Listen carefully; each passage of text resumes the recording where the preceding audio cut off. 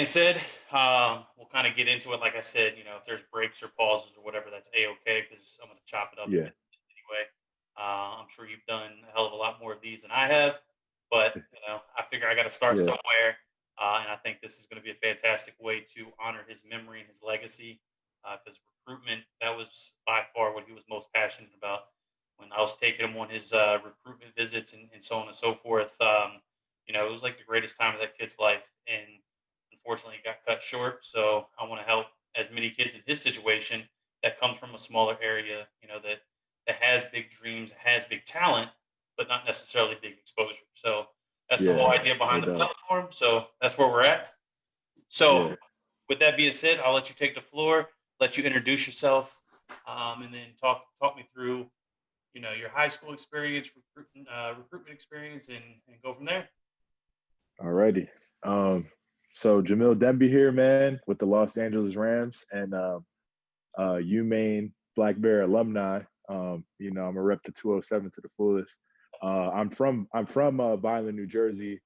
I graduated Vineland High School in 2014, and then 2014, and then graduated University of Maine in 2018. But yeah, man, growing up, I started playing football, Major League Football, when I was 7, Wow. and yeah, I started playing when I was 7, and before that, I was playing flag football. Um, and after a while, I always was a bigger kid, but I always wanted the ball, and Right, like right. and like and when I didn't have the ball, it was like boring to me because it's like it wasn't what I thought football was. Like I wanted to like hit people and stuff like that. And then so I told my dad and my mom, like, yeah, I want to sign up for midget league and or Pop Warner, and started playing when I was 7, and I loved it ever since. But like growing up, I was pretty lazy. Like I loved playing the game, but I always hated practice. I hated doing the up downs Sure, and all sure. that. I used to sometimes like sit in the shower before like practice and like wait before like to try to have the time pass so I wouldn't have to do like extra conditioning in the beginning of practice. But Love it. um yeah, man. So and then went to all right.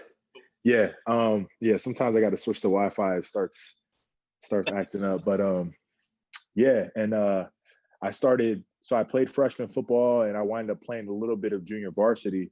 And violin, man, it was a kind of like the notion that the the theme of my town of athletes trying to make it out is that when I was growing up is there was guys that were super talented, um, but something always happened through that transition of being a highly talked about athlete in our town to not making that transition to college, whether it was just like the streets, grades, different things. But my school was a big school, Okay. but we never had that exposure football wise. Like we weren't a football team. Like we weren't we weren't that good in football and stuff like that. Like our sports didn't always prosper, Sure. and so we never had that college exposure. So um, there was a point where uh, I was thinking about going to a prep school to try to get that exposure. But in my heart, I was like, you know what? I want to stay here. I feel like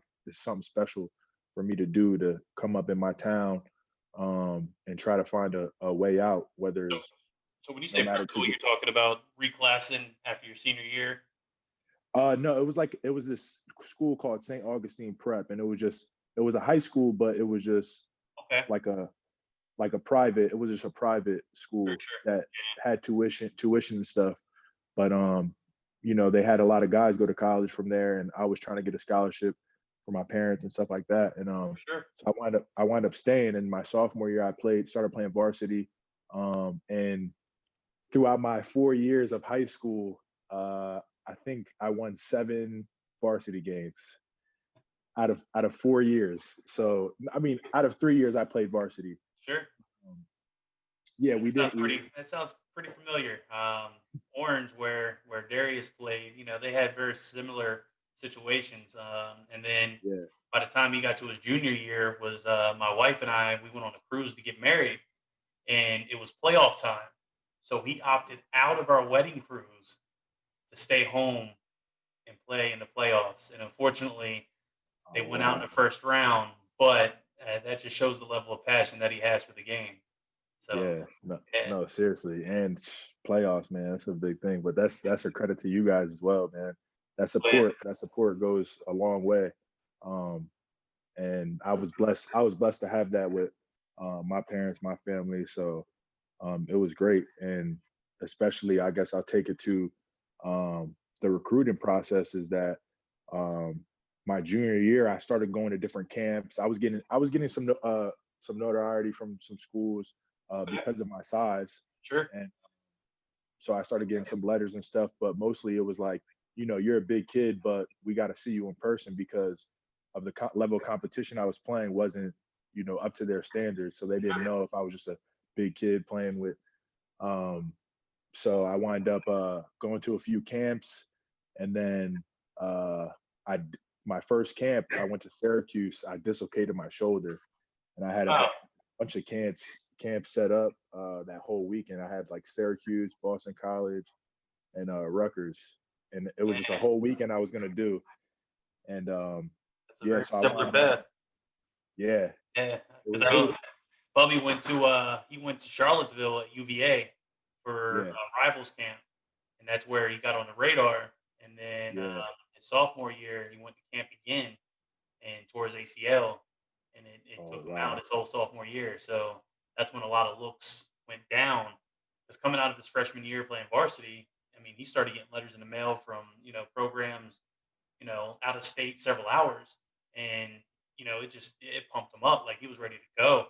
And then yeah, he put his all in all, and then when he tore his ACL, I mean, he kind of got to a point where he wasn't even sure if he wanted to play anymore because the road to recovery and how recovery, hard right, it was to get those looks, and then now that he's got to sit out a year, all those looks started to go away, and then he picked up momentum, obviously his junior year, and then obviously his senior years where he really shined. So that's kind of funny that yeah. you guys, not funny, but ironic that you guys share very similar paths.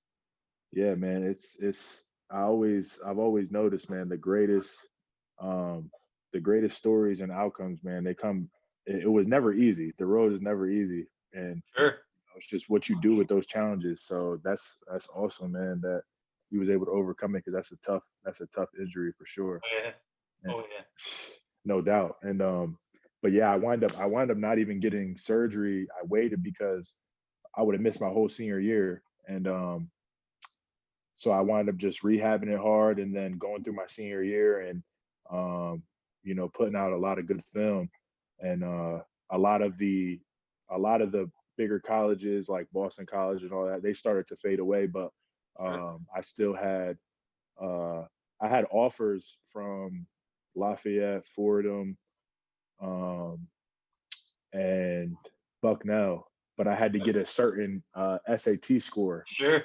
Yeah. and I was, and you know how that I was off about. I think I wound up doing all this SAT prep and all this stuff, and I was shy about 20 points or 30 points, and I couldn't officially get the offer. So another round of schools came in, and one was Sacred Heart University and Morgan State, uh, which was the HBCU in Baltimore. Yep. And the head coach there was recruiting me at no, not the head coach, the wide receivers coach at Maryland was recruiting me Okay. a while back. So then he got the head coach job at Morgan State Okay. and That makes sense. started recruiting me. And then I got a call after my senior year. I was in bed post surgery. I wound up getting surgery after my senior year on my shoulder, and because I had a slight labrum tear, and I get a call and it's Maine, and I'm like, who the heck is Maine? I was like, I didn't had no clue Maine had a school. Like, I'm You just and a me kid both, from man. yeah, I yeah, gave man, him so much crap. I was like, man, I said, you go to Maine, you better learn how to ice fish, man, or go goose hunting. Like, I don't know what else to do yeah, up there. But for real, in my couple of lobster, trips up there, it's a gorgeous place, man. yeah, Like man, like. it's a small town, but it's nice. Yeah, especially in the fall, the spring, that time where it's transition from summer to fall, the spring.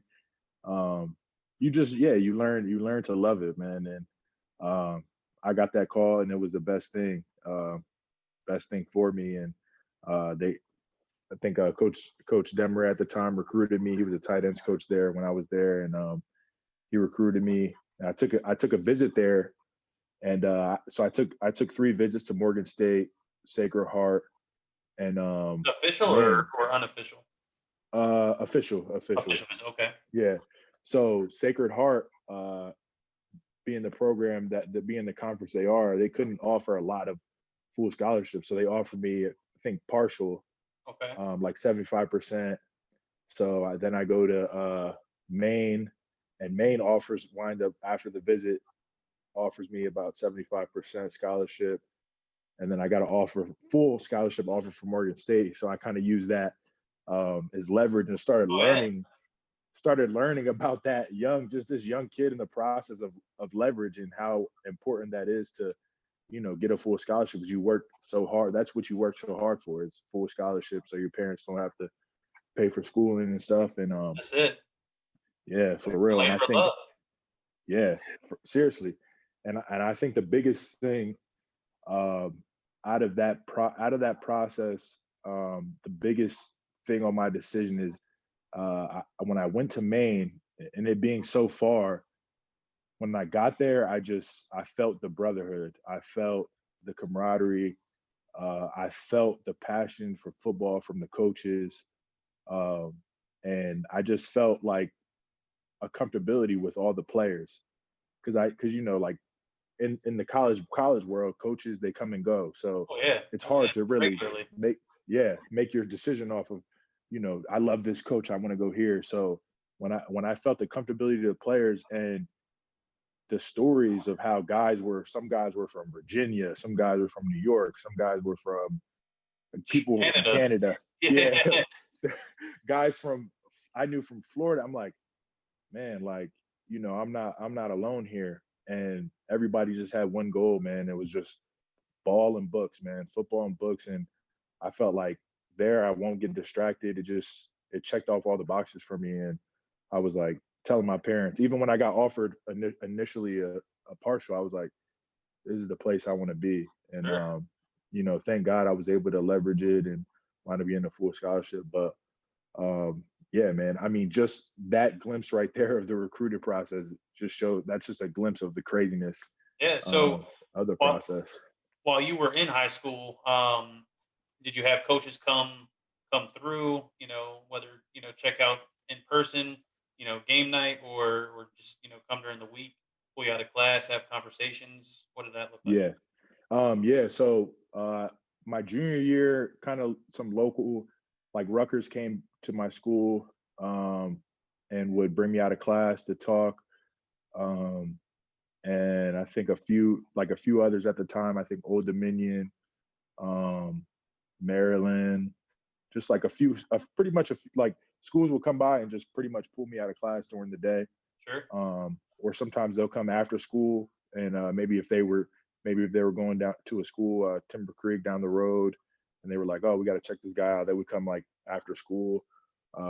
And some schools that really like, I felt like the schools that really were interested in you, they would come to your game. And Sure. I had a couple coaches come on like my Friday game, Friday night lights, man, our Friday games. And I think one of them I remember was Lafayette. And it was a cool feeling, man. Just like knowing someone was there, like watching you, it gave you more motivation to From try to that far ball away out. too. Yeah, seriously. And no, man, it was a great experience. I know my Spanish teacher didn't like it, but they were always would pull me out of Spanish class, and I know I actually it was like one semester I got like I was trying to my hardest to get straight A's, and I think she gave me my only B. Yeah, it was crazy, Got but pulled too many times. yeah, yeah, man, I couldn't uphold that one, but yeah, that was kind of like how the process will be there. Some will come to practices after school too, and Okay. they just come to came to see me and kind of like see my build in person and just see what type of guy I was, and it was definitely a pretty cool experience. Yeah. So, you know, talk to me a little bit about what once you got on campus at UMaine, what was that process like? How did you Yeah, transition? Did you start all 4 years? How did that work? Did you end up yeah. getting your full scholarship first and foremost? Yeah, yeah. So I actually so I had talked to the coaches and let them know like, look, I took a visit to Morgan State and they're offering me a full scholarship. I want to see, what more you guys can do.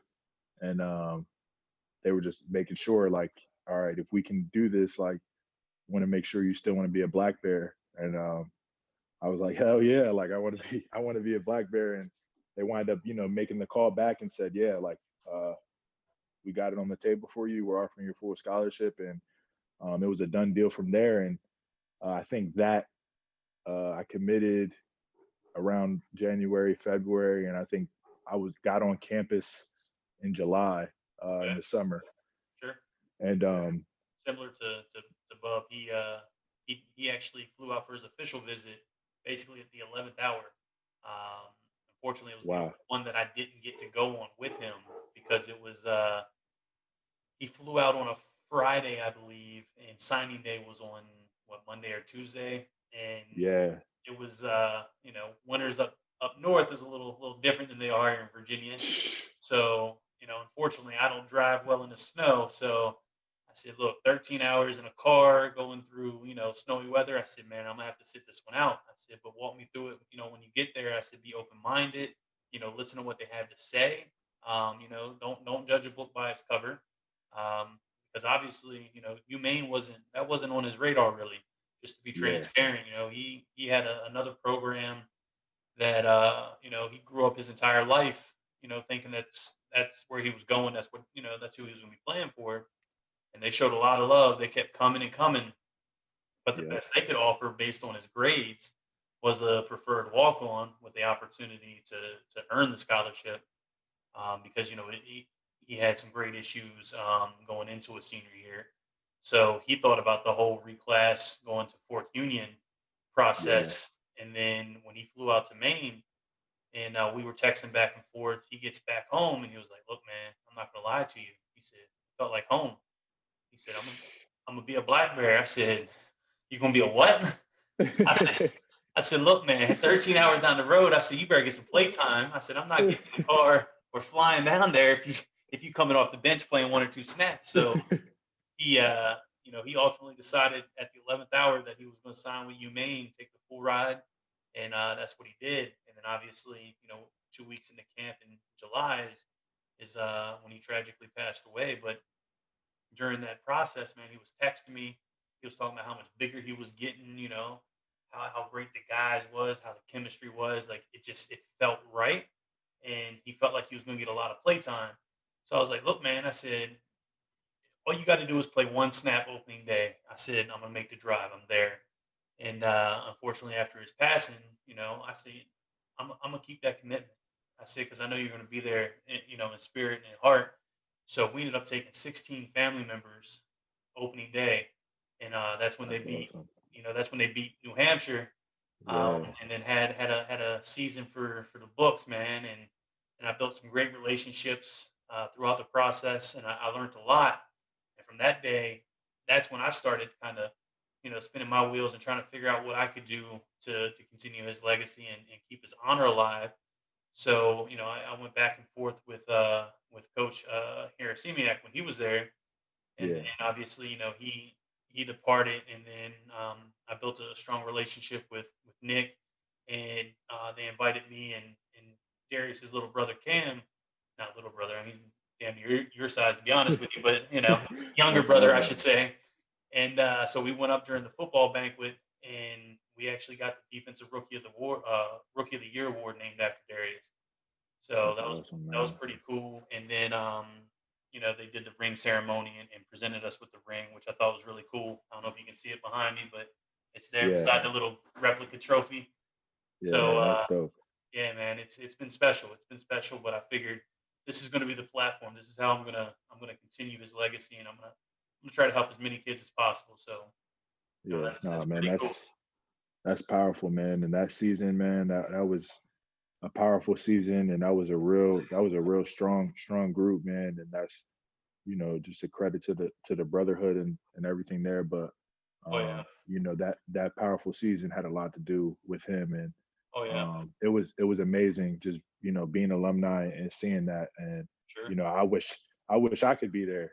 That's how amazing it was. And yeah, man, I think this is real awesome, what you're doing right now too. So Yeah, no, I appreciate that. I'm So, I'm on board. getting back to once you got there, you got your full scholarship, right? So they brought you in full time Black Bear. Um, how did you earn your playing spot? Yeah. So when we first were going through camp, everything was new. Especially coming from small high school, not Sure. winning many games. A lot of things were new, and I had a lot of starting off. I had a lot of rough practices, um, and we had a really good defensive line at that time. We had a guy, Trevor Bates, Pat Ricard, who's now with the Ravens, doing his thing. And I'm trying to get with him. I'm yeah, man, trying to hear his story. yeah, man, he has a crazy story as well. And they just had some dogs on that defense, and I'm grateful that we did, because it made me a lot better. But my mindset was, and the great thing is, I had a great offensive line coach at the time, Coach Ambrosi. And I had a great mentor, and my big homie, Big Bruce. He had a little stint with the Eagles and the Chargers. Okay. He played center for us, so he took me under his wing. And I kind of just went from there, just taking everything one day at a time. And just trying to play, try to play with that mean streak. Because Oh at the yeah. time, I didn't have the best technique, but I knew how to bring my aggression, and some of the tools I had. I know I had good feet, and I just tried to use that to try to have success, and keep getting better every day. And uh, when we had one-on-ones, O line versus D line, and that's kind of how I started making my story throughout camp, and kind of like putting a little buzz on my name. And uh, because going to, taking team reps and stuff is different, but I wanted to show I could play. And in that environment, it was just mano a mano. So um, for the first time, I think I went against our DN at the time, Trevor Bates, and he was really good. He was a really good defensive lineman for us at Maine, and made a lot of plays. And it was the first rep I've ever beaten him. And I think after it was that day, and I won a couple reps after that, um, versus other pretty good D linemen, Kozakowski, um, a bunch of other studs we had on that defensive line. And I think from that day, I started to get the attention from my coaches, and that's when I kind of started to, if somebody went down, earn a little playing time with the one group. And from there, I just kept the focus, kept the poise, and I had great coaches at the time to help me, continue to grow. But when my opportunities came in camp, I just tried to take advantage of them as best I could, and just, like I said, keep showing that mean streak, and show that I belong. Um, and then throughout that time, just continue to gain that technique and experience to play college football, not high school football. It's a And big difference. yeah, so I think the so going into the first game, uh, I dressed up, was with the team, and I was a backup the first game. And but the next man in, and so I had to be ready, treated like it was just a real game week, preparing to play. And that next week, our left tackle hurt his shoulder, and they wound up giving me the start against Bryant University. And from there on out, I just was holding down the left tackle position my freshman year. And my coaches believed in me, and I had some growing pains. There was some games where I may have given up a sack, or I had a false start, um, but I just continued to try to keep a closed mind, and a quieted mind, and just continue to get better and better. And then yeah, from there on out, I just was playing left tackle all my 4 years there. So So that's pretty cool. That's pretty cool. So, at what point did you start to be aware that you were on the radar of the next level? At what point did recruiters or staff members start to show up at at practice or at games or start Yeah. just taking a look at you? Um, yeah. Well, so at the time, my big bro Bruce, he was getting a lot of attention, and I kind of got to see that process a little bit through him. There will be scouts coming. I think my sophomore year, there were scouts coming to our practice. They'll come watch us at practice and stuff like that. So kind of gave me at the time motivation, like that's where I want to be, my senior year. And and they would come, they would talk to him a little bit and stuff like that. So I think, sometimes those practice I would go super hard and Oh yeah, stuff like oh that. And yeah, I think you know, at the time my O line coach at the time, Ambrosi, he felt there was a time where I was mature enough to hear that, there's a chance I could be like Bruce.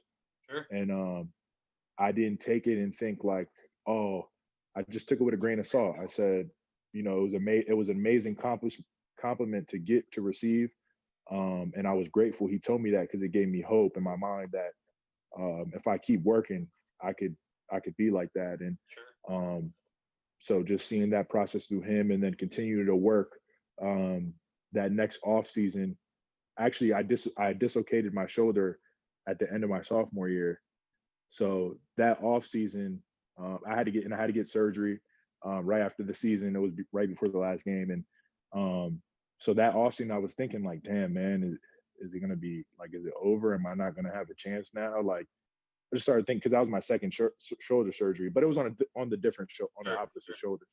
But so that off season, I kind of took a step back and I said, you know what, I'm gonna go as hard as possible, um, and I'm here. That's all I can do. I'm gonna go as hard as possible in the books. I'm gonna go as hard as possible in the weight room, and it was more so motivation and fear from maybe missing out on the game, Sure. and that helped motivate me. And after I wound up having a really good junior year. I came back the strongest and biggest I ever was. Out of my whole college career, and I wound up having a pretty solid junior year. And after that is when I started to get some calls going into my senior year from some agents potentially reaching out, Oh, wow. and I was like, It's real. "Damn, this is really happening." And but in the back of my mind, I always had that confidence. I had that hope from my big homie Bruce Johnson and my O line coach that had confidence. Like, look, if you keep working, and that's when I kind of started getting that exposure and getting some accolades here and there.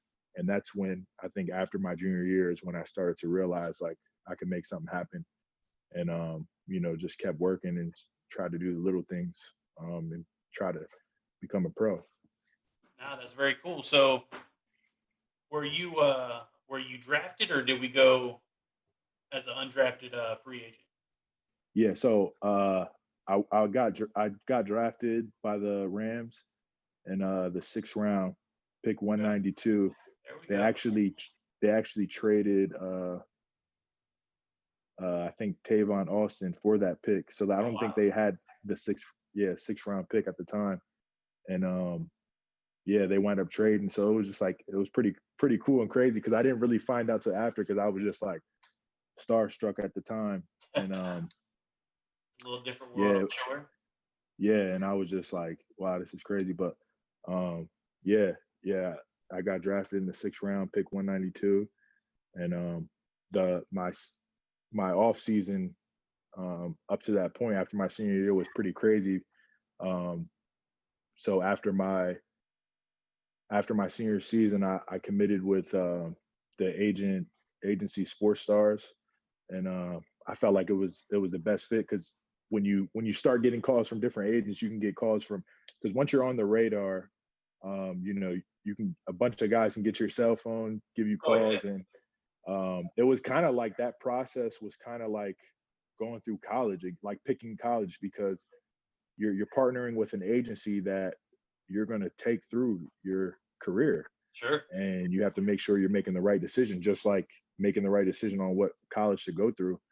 And college to commit to, and that's your education. That's setting you up for your future, whether it's football, academics, and yeah, it was a crazy process. So um, I wound up going with Sports Stars, and that off season, I didn't up until early January.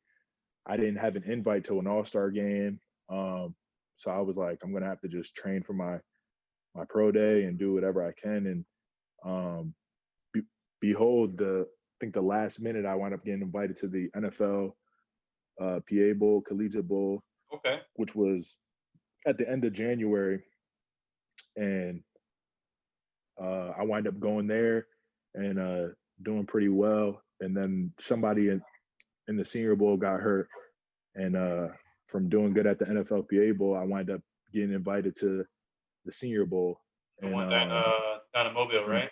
yeah, Very yeah, and cool. it was like after the NFLPA game, I went up to my dad, and he was just like, "Yo, you going to the Senior Bowl?" I was like, I had no clue like what was going on. I just found out after the game, and that night I had to uh, get up and take a flight to Mobile, or no, that next morning. But it was like 4 in the morning. I had to drive down back to San Diego where I was training at, and fly over to Mobile, and it was definitely a great experience. And from there, I wound up doing pretty solid and got my invite to the combine.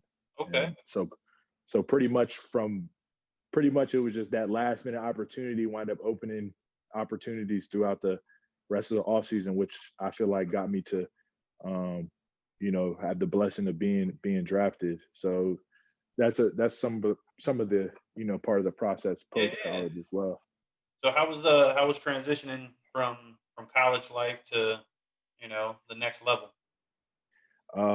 It was definitely a big difference, and I think the biggest difference is detail, because it's like going through your 4 years of college, you may think that you have all the answers or you've been through some things, but like once you get to the next level, there's always that next step. And I think the biggest step, obviously, is everybody is good. Everybody was the man.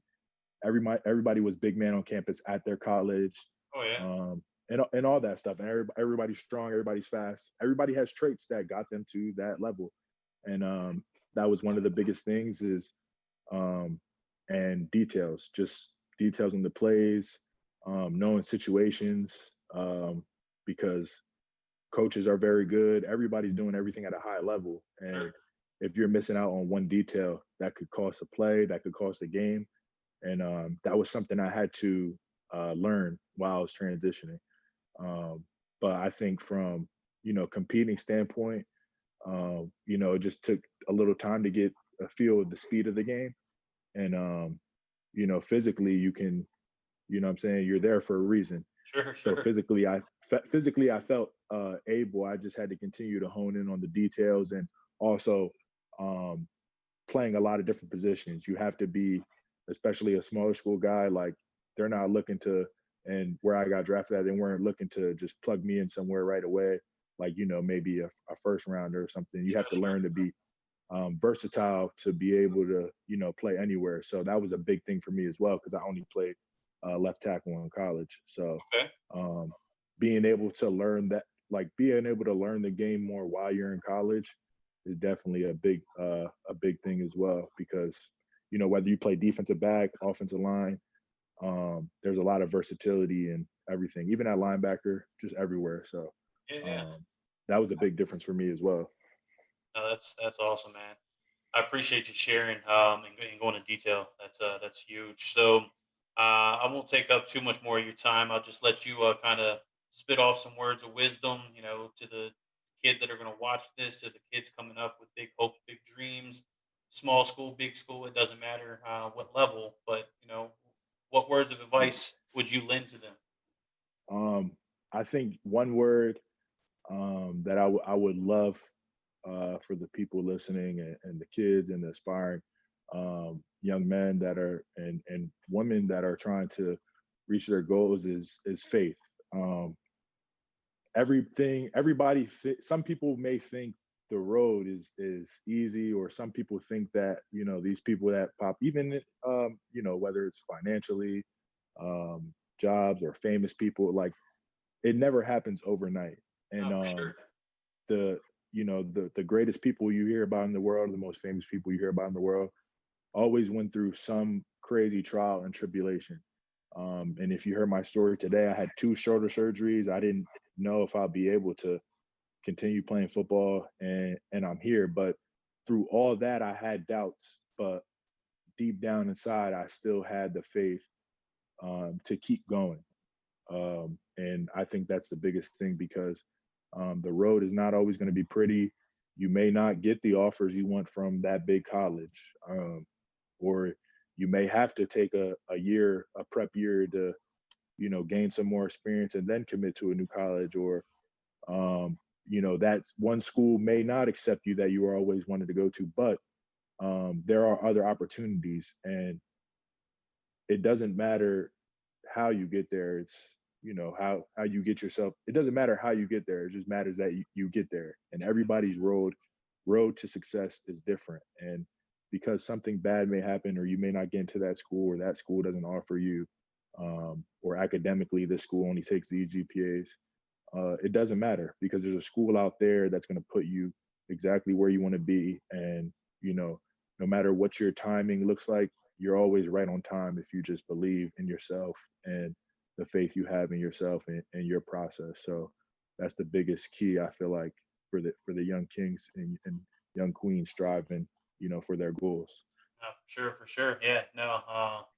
And I appreciate you bringing up the ladies as well because this platform, obviously I want to help all kids. So I don't care if it's football, baseball, softball, soccer, volleyball. Yeah.